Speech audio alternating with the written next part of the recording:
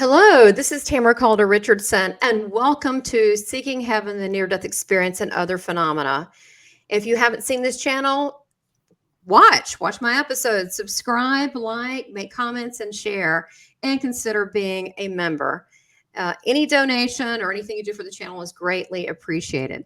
So let's talk about today's guest. Very, very excited to introduce my guest today, which is Deborah Hatswell from the UK. Now, she is a cryptid researcher. She is also the global director of BBR, which is Being Believed Research and Investigations. And you can see her also in Paranormal Caught on Camera. And she does, she's really fascinating, so many topics on cryptids and the unexplained. And today we are here to talk about the Mediterranean sea serpent. So welcome to the Seeking Heaven channel. Hi, Tamara. Thank you for asking me on. The sea serpent video was a little bit of a new one for me. I work with cryptids and UFO and explain events, all of that kind of thing. And in the UK, everybody knows about Nessie, the Loch Ness Monster. So it's never been my remit. I've never had a witness come forward doing that.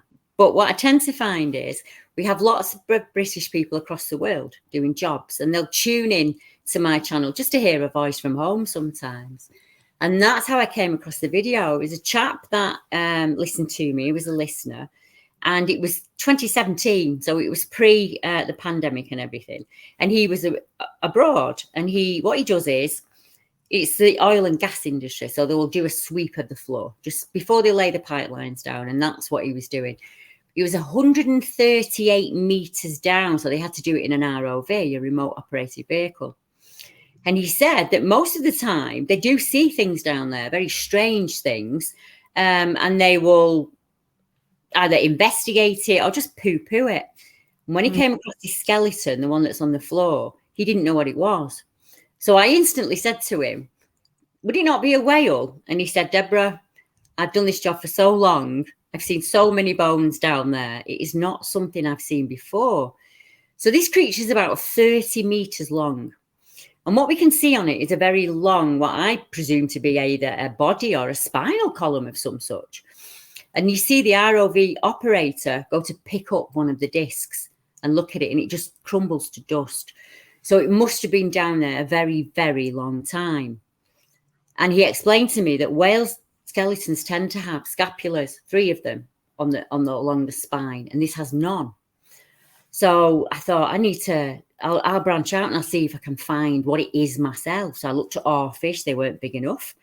I couldn't find a natural predator, sorry, the wrong word, isn't it? A natural animal that it could be, mammal or whatever. So I thought I'll have a look into the area. And I suddenly realized that that's where we have the legend of the sea dragons, the sea serpents. And we're talking about a place called the Mediterranean Basin, which is off the coast of the UK towards Europe. So you've got Greece, you've got Italy, the Mediterranean, Spain, and all of that, much warmer waters. And it's a place where the Atlantic and the I forgot the name of it. Sorry about this. You'll have to cut it out. The Mediterranean, and the North Sea, where I live, all come to one place. So I got the video. I sent it out to a number of experts. None of them could tell me what it was. I was expecting an answer back straight away. Oh, it's just, it's a basking shark, or it's a whale shark or something like that. Right. Didn't find anything. So I started looking back in time, and I realized that even pre-Roman, in that area, the villagers were talking about these sea serpents that would come up onto land, would take people or livestock. So, but they call them the dragons. Draco was one of the names. And when I looked, it's not a typical dragon. So where my ancestors from in Wales, we have the red dragon, fire breathing, wings, the typical dragon. Same in the East, in Asia, you have this with wings and this tail and fire breathing. These are very different. Now, what is the difference between the sea serpent versus a dragon? And how old were these bones? Were they over It's still there. As far as I'm aware, that skeleton is still there on the bottom of the ocean. Wow. So Okay. I know that Paranormal Court and Camera interviewed me, as did Strange Evidence. And I was really hoping that they were going to send somebody down there and get a sample of it, but it didn't happen. That would be the best thing, because we could get the DNA on it. We'd know what it was. So as far as I'm aware, Tamara, it's still sat there, just at the bottom of the sea. Okay, and so 30 meters is around 98 feet long for those of you in the U.S. So now it's very long and it has the big diamond-shaped head. So that would be considered. So what is the difference between a sea serpent and a dragon or a Draco? What is the difference between the two?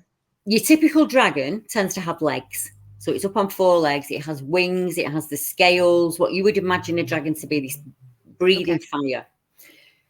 The sea serpent is very different, no legs to start with. The dragon-shaped head, what some people describe as horse-like or dog-like, so like an old kelpie or a selkie from the UK, and it not just in the water. So a normal dragon would be on land all the time. These are sea dragons, so they would come out of the sea to feed. Many people believe that they could also change into humans, but that depends on the culture, where the story is coming from. But I'm a great believer, that there's always a nugget of truth within culture. It's a story that's been handed down for time. So I started to look, and I looked at the countries around it, and I realized that all of those also had these sea serpent type dragons. No legs, no wings, this very long, slender body, very similar to the one that's seen in Lake Champlain in America, and the Loch Ness Monster, so more of a horse's head. And they go back, as I say, they've been reported during the First World War. So you've got a German war commander who sees a serpent come out of the water. He said it's higher than the mast of his ship. And it's dark on the back and yellow on the belly, which is a typical sea creature. Most sea creatures are dark on the top, so when something's looking up, it can't see them, and the same below. So it tends to be something that's living in the water. And it's said to drag things like horses and sheep and cows back down to its lair, which could be anywhere, really, because that ocean would open up all of the globe. So we could be looking at something that's traveling the whole of the world, but we've only seen the skeleton in the Mediterranean. Does that make sense? Yeah, it does. So, okay. So I guess we're looking at, this is something that existed, and how far back? Wasn't there something said about the bone structure being over 2,000 years old? That he feels that, I've actually got a quote from him here. I'm just going to pull it up for you. He feels what he'd seen amorphous things. So he means things from probably 2,000, 3,000 years ago on the bottom of the ocean. And he believes that it's at least 1,000 years old. But obviously without physically testing it, I have no proof of that, if you get what I mean. But the way it crumbles, and as you watch the video, it just crumbles to dust. Yeah. Got to be old. And I just wish that they were going to throw it away, that video was just thrown away. They didn't want it. They weren't interested in that part of the sea bottom, so it was nothing to them. And to me, obviously, it's incredibly important. We would have lost it. So how deep was this? How deep were the bones found? 838 meters. So I don't know what that is in feet. Timed it by 3, which is an awful long way. Times 3. Zero. Yeah. We couldn't dive for it. We couldn't put a human diver down there. That'd be impossible. It would have to be by ROV. Right. A mechanical type device. Yeah. So the question is, obviously something lived, and this thing was extremely long, and it looked like it had 2 little possibly feet where it kind of had some kind of wings. So it looked like it could have been sea and land. What did you think about it when you saw it? I felt the same. I'll be honest. I felt the same. And I wondered if what we see as the head is, we've got to build it up because it's flat on the floor, isn't it? So we've got it up. And what you've got is this viper-shaped head. We were talking about snakes earlier, you and I, this diamond-shaped head. That comes up often with the kelpies and the selkies. And what happens with them in the UK, they tend to come up on land. But we have this tradition that they can change, they can appear as a male to entice a female back to the water and take her down with them, you see. So, and Norway has the same kind of story. Now, you can stand on the edge of the UK and actually see the lights from Norway. So most of us are born from the Vikings, if you live in the UK. So we're talking about a creature that's probably going in between us. And we're seeing it. It's being written down and it's being passed down in law. We're just not sure what it is. I think the first recorded incident in Loch Ness was before we'd even written things down. I think it was about 1933 when we actually started reporting on it. Okay. So that was a couple driving. They were at the loch. They saw a creature come up that had the head of a horse and a long snake-like body, and it came up onto the road and it went off into the farm fields. So that's kind of doing the behaviour that the Romans are reporting in the Mediterranean. They actually turned back. They were invading Greece and they turned back because a number of the legions were taken by these sea dragons, which is unbelievable, isn't it, when you think about it? Yeah, now say that again. So you're saying there is, there not really record, but there is talk, there is lore about whole armies being taken away? Yes, the Roman army who tried, I mean, they took over half of the world, didn't they? Couldn't take Greece because of these actual sea dragons that would come up at night and snatch the soldiers and take them to their deaths, which is unbelievable. I'm thinking, why did I not learn this at school? Why is this not, why don't we know this information, hidden away? And I mean, we talk about the elite. Maybe that's one of the gateways where you start thinking outside of the box. So they don't want us to know this information. For me, it's vital. I don't want it to go to obscurity. I would imagine that there are people out there that have seen them and we just haven't come across the reports of them yet. That's what I'm hoping. Right. So this thing, whatever it is, they're bones. I mean, it's huge. It did exist. Now, it doesn't fall. I did look into, there was something CNN released, 180 million year old in the UK. It was a type of dinosaur, but this type of thing doesn't fall even under dinosaur. It's in a unknown category. So this thing did exist. So then the question now is, how many of these existed, and are they still around but living in the deeper areas of the sea around the globe? And if they were extinct, why? Because apparently they enjoyed coming on land. And if they had the diamond-shaped head, which would allow a bigger area to eat a cow, say, for example, or a horse, because it wasn't the smaller one like the horse, to be able to grab it and to be able to take it underwater. So do you think they're extinct? I mean, we can only guess at this point, but this obviously was around. In theory, I think there's some of them still out there, because we all hear about these huge sharks that are taken. I mean, there's one case from about 3 years ago. We've got a 12-foot long shark that is suddenly, it's got a transmitter on it. So they're tracking it all across the globe. And it suddenly starts to rapidly decline. It's going very, very fast down into the deepest depths. And the tracker goes off. And when they finally get the body, something is bitten an entire, like a crescent moon shape out of it. So something has come, but how big, a 12-foot great white shark. There aren't many predators out there that would take that on. Something's come from below it. It's grabbed it and it's taken it down to the depths. And I wonder, people say, oh, could that be the megalodon? Very possibly it could be. But could it also be one of these sea serpents or sea dragons still feeding out there? I mean, how much of the ocean have we actually explored? Not that, not excessively, have we? There could be so many things hiding down there that we don't know about. Well, I think the ocean is just about as vast as space. And I have a respect and a fear of the ocean because it's just miraculous. So the sea serpent, it was 30 or 40 feet long. Yes. It was quite long. It's 30 meters. So 30 meters would be about 90 feet, which is just 90 feet, 98 feet long. Okay. Yes. There was. It's not an oarfish. Oarfish, I think the biggest oarfish was 27 meters. So it's within range. But the bone structure is not correct for an oarfish, so it just isn't correct. So I had to rule that one out. I just don't know what it is. Now, I'm not sure if you know about this one. This is something I came across, but I think it's called the Eccles sea serpent in the UK. But that was only 30 or 40 feet long in length, and it had a similar body structure. But that was 1936 when they found it. And so what I'm saying, and they said that people that did see it was worm-like, it could go very fast.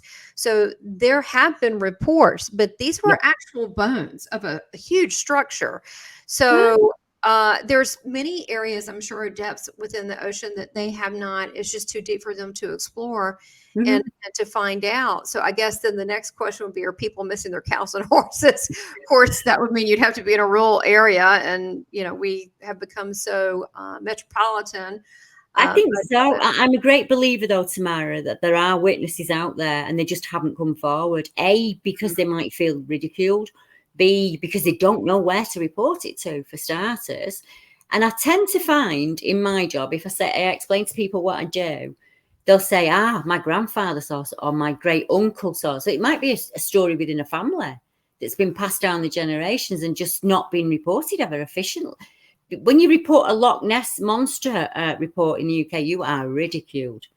So Really? for all we like it for the tourism, if you put your hand up and say that you've seen it, then your sanity is questioned. And I don't mean that dramatically. If you were a police officer and you reported seeing the Loch Ness monster, you would probably be pushed out of the job.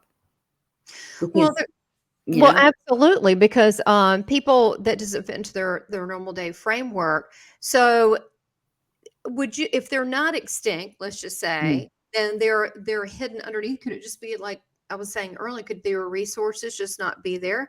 That people normally don't have cows and pigs and horses around. It's not, it's a different time period. Do you think maybe they're going deep within the sea to eat? I mean, that would take a lot of food, but maybe the resources is why they're not showing themselves and they're feeding upon whales or sharks. It could be a combination, I think. I think back then, we didn't have media. So the fact that these things were being reported in separate countries across the world tells me that they were seeing something, because they've not been able to communicate backwards and forwards, but they're still reporting the same creature. So I think that has a lot to do with it. I also believe, and like I said, we haven't done the exploration of the sea that we humans tend to think that we have. Honestly, a lot of the ROVs are down there looking for resources. So they're looking for coal, gas, oil. They're not really interested in anything else that's down there. It doesn't bring them any money, does it? I also think that there are trenches in the sea. If we have sharks that are up to 18 feet long and they're finding enough protein to stay alive and breed, then there is definitely enough protein out there in the sea. Yes. Are they coming up at night when we don't see them? Is anybody out there looking? That's another question. How many people are actually out there proactively looking for these creatures? I bet we could count on one hand. Well, you even wonder about ships that stay out to sea for long periods, or what about even something like a cruise ship? Would they report it? Probably not. Probably would not be good for business to say we saw a sea serpent. That wouldn't be good for business, would it? And I think they use the typical ridicule. It happens to paranormal witnesses. It happens to witnesses of UFO. The quickest way to shut a person down is to ridicule them, because they go very quiet and they don't want to talk about it anymore. So there may have been people that have come forward and seen it, and they've just, the friends have taken them, Michael, as we say in the UK, or whoever they've told it at work has found it incredibly funny, and that'll shut a person down. It shut me down for a very, very long time. Yeah, absolutely. Well, so now getting back to these sea serpents, the stories and the lore that you've heard, they would just come with these sea serpents, would they come up onto the land during the day, or was it only nighttime, or what have you heard? Was it, how common was it? It's got to have been in the day for people to have seen them, hasn't it? And to give such a very detailed description of what they look like. I'm just pulling some of the descriptions down here. I wanted you to have a look at it. Oh, I'm on the wrong sheet. Right. There's 3 or 4 reports where we talk about this dark back and yellow belly, and they're from different areas of the world. So that tells me we've got a similar description there. They are all classed as bigger than a boat. So I'm not sure what they were riding in at the time. Let me just pull it up. I won't be a second. So we've got, my very first account that I can find is from 1734. And that was made by a chap who was on his way to Greenland. And he said it was a terrible beast. It showed itself on the surface of the sea, and it was a colossal size. When the beast came up, its head reached to the top of the mast of our ship. Its torso was swollen and bigger than the ship, and the length of the monster exceeded 3 to 4 times of the ship that I was sailing in. So we're talking about something that's incredibly large, and these people knew whales. They'd seen them. How many stories do you hear about the giant squid that were poo-pooed, and now we admit that there is a giant squid? So we might not even be dealing with a cryptid. We might be dealing with a flesh and blood creature that actually exists. And because of folklore, like, you know, well, it can't possibly. They said that the same about the gorilla. 150 years ago, the gorilla was not known to man. You know, we were ridiculous. We said that the people that had seen it were making up stories. And yet they're not. That, you know, they're native to that area. I have 2 obstacles in my way. I don't speak Greek or Italian. So a lot of the law will have been written in that language back then. So I can't access it. There's no way that I can get to it, to even transcribe it.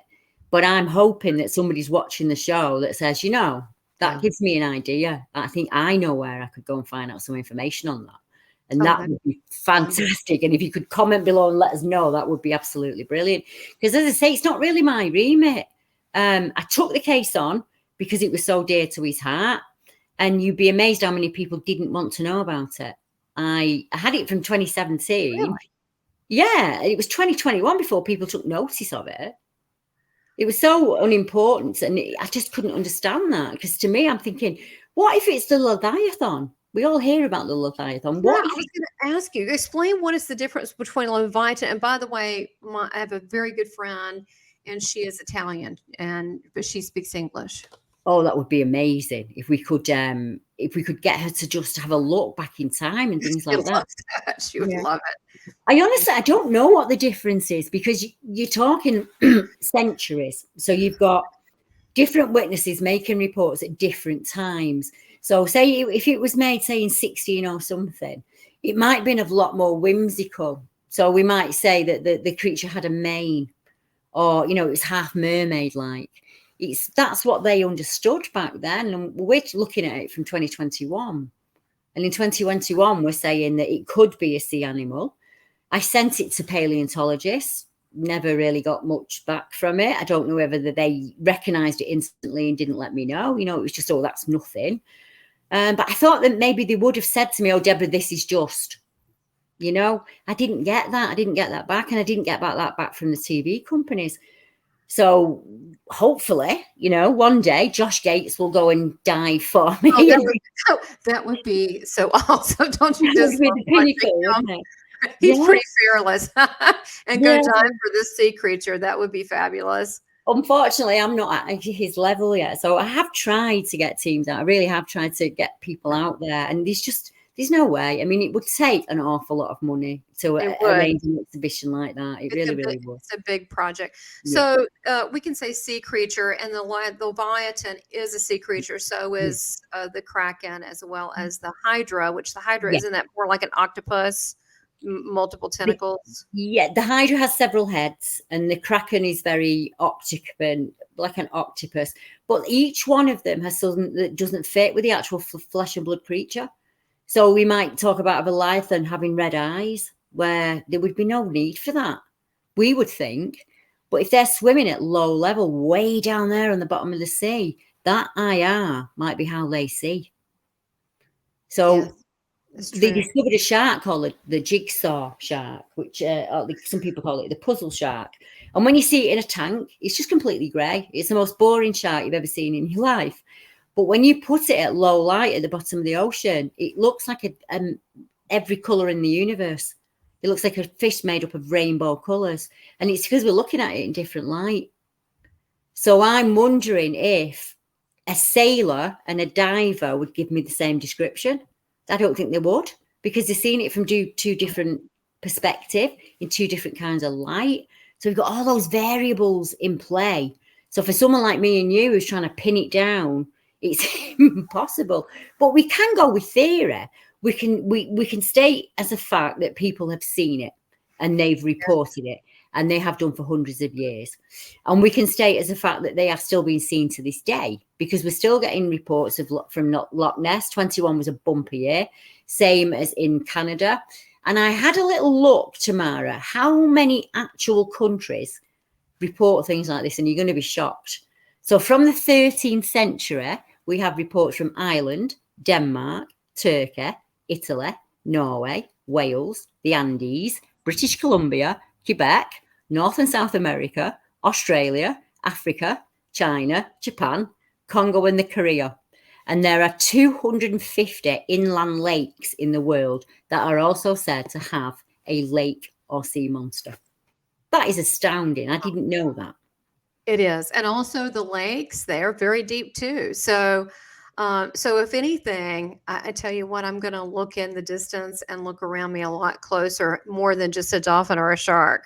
Mm-hmm. I was really, really surprised at how many lake monsters there were in America. And I think you would be as well. I'll send you the document over that I found. I knew about Lake Champlain, and I had heard of one that was in, is it the I'll get the wrong. It's in, that's the one. I've heard about one there, but they call that the crocodile man. He's more crocodilian, has a tail, walks upright on land. So I knew about those two. I'd heard about those two before. But when I actually looked up how many were reported in America, I was really shocked. There's a lot of places I didn't realise these reports were coming in from. And the reptile man we have, which we're going to be talking about that too, but also the reptile man. We have a lizard man here in the Carolinas. These things are all over the place. There's just various little differences that you hear, but these anomalies, and they could be physical beings that are just not charted on a mammal chart. And so for now we call them, mystical creatures or cryptids, but just because we haven't categorized it and gotten all the evidence yet doesn't mean they don't exist, especially when there are documentations of people seeing it. And there's bones in the bottom of the sea that are extensive. I mean, that was one of the most compelling things I've seen. You've seen photographs of the Loch Ness. You think, was it staged? Is it phony? Yeah. But then when you see something that has bones and trying to pick it up, and how old it is, it's just deteriorating, and how big and long it is, and the structure to it. It's next to zero of anyone faking that. Yeah, lake. I've been to Loch Ness. I've not fished it. I've fished a lot of the lakes in the UK and rivers, but I've not fished at Loch Ness. But I've been on holiday with my parents, and we stayed along beside the loch. And it's vast. It's like an ocean. I don't think people realise just how big it is, and it's cavernous as well. So it's tidal. So you can actually get out to sea and then back into the lake. So we could still be dealing with something that maybe I often wondered if the only work I've done on the Loch Ness Monster is to see if I could see a pattern, because patterns are my thing. And I sometimes wonder if they are following the shoals of fish. So at the time when we get a lot of herring coming in, we're getting sighting reports of the Loch Ness Monster. Is it simply following the food as a natural, normal animal would do, So there is enough ocean out there that there could be hundreds, if not thousands. It's like saying, how many orcas are there? Or how many seals are there? We just don't know, because that's their element, and they're kings within their element, you see. And then you've just got this human running around with a sonar trying to catch them. There was a DNA test done, though, and that was only done last year on the waters of the loch. And I think that's technology going forward that we need to be doing more of. So what they're doing is they're actually testing the water with DNA, and they did get a sample of something that they cannot identify. And instantly that went all off with the media. There was a big news story. Oh, they're up and they're in the loch and they're doing the testing, and the next thing is silent.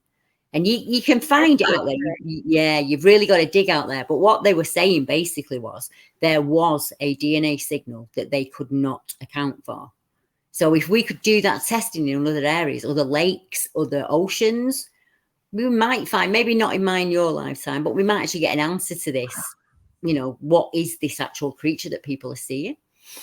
Yes. And like you said, there are variations, because the Loch Ness has the horse type head, which looks much like a brontosaurus. And then you have this Mediterranean sea serpent, which has more of a diamond shape, that could actually, and I believe there was some tiny little wings, like if it, I It suppose did look like that. they're tiny Yeah. little wings, yeah. I felt that they could possibly be wings because of the shape of them, the way they were. And you tend to find that some creatures, after they evolve, maybe there were little legs on them at one point, but they didn't need them. True. So they've lost them, It might be something like that. So what we were seeing 400, 500, 600 years ago might look very different to what we're seeing today. That animal may have evolved. But I got to be honest, I'm not a lover of the scientific when it comes to sea monsters. What if they are just coming from another dimension? What if they are part of the quantum world? And every now and again, we see a snatch of them. And they're just going about their daily life on our peripheral. I call it my peripheral level. Everything kind of happens on a peripheral for me. I see things out of my peripheral vision. And that's how the world works. And I wonder if we talk about portals on land, but we never talk about them in the oceans. Of course there are. And water is a saver of energy. It's energy itself. It renews itself, doesn't it? And I wonder what if these creatures are coming from another dimension? And that's why they've been told since the very gods of time have spoken about them. I mean, the Greek have a history of them. The Egyptians have a history of them. You just think it's in everybody's culture. There's got to be a truth within this somewhere. There's got to be a nugget. We're not passing this story down for no reason whatsoever, I just wish I could put my finger on that magic button that would say, mystery solved. Right. Well, they're here and then they're not. And they could be going, there could be depths of the ocean. There could be areas that are portals between dimensions. And then every now and then they come through and whatever and leave, or maybe there's a different technology altogether with the timelines and, like you said, the corner of your eye. But I do think that they are physical. The bones blew me away, and I think this is a big story. And I'm surprised not more is being done with the story, because this is a big finding. It's huge. Yeah, I honestly think if you'd handed the video over to somebody who was quite well known in the subject, I think it would have got more interest. But he wanted me to have it, really, because he knew that I wouldn't ramp it up. I wouldn't add drama to it. I don't do that. I like to get to the meat and potatoes of the subject, you see. Yeah. And he knew that I would do that. And he knew that I'd go out of my way to try and solve the puzzle. Just want to put lights on so you can see me better. And that's why he gave it to me. But sometimes I think I wish he'd give it to an expert, because it might have been solved by now. I'm on my own. I'm in the UK, and not a lot of people know me, so I think they've seen it on the TV and gone, why hasn't this been on every channel out there? Yeah, and I think the Josh Gage is a great idea. I think so. So when this is aired and this is done, you're welcome to send this to other people, and because you really need big funding to do something like this, to go down and do true research. But that's it's real. And it blows my mind, and more should be done with it. Well, look, thank you so much for being on the Seeking Heaven channel. And everybody, if you want to know more about Deborah Hatswell, check the links below. And also you'll be able to see on her Facebook the excerpt of the Mediterranean sea serpent that was paranormal caught on camera. Thank you so much, Deborah. You're very welcome. If anyone wants to see the video, it's actually on YouTube. You can watch the entire video all the way through. That sounds great. Thank you so much. You're welcome. Night.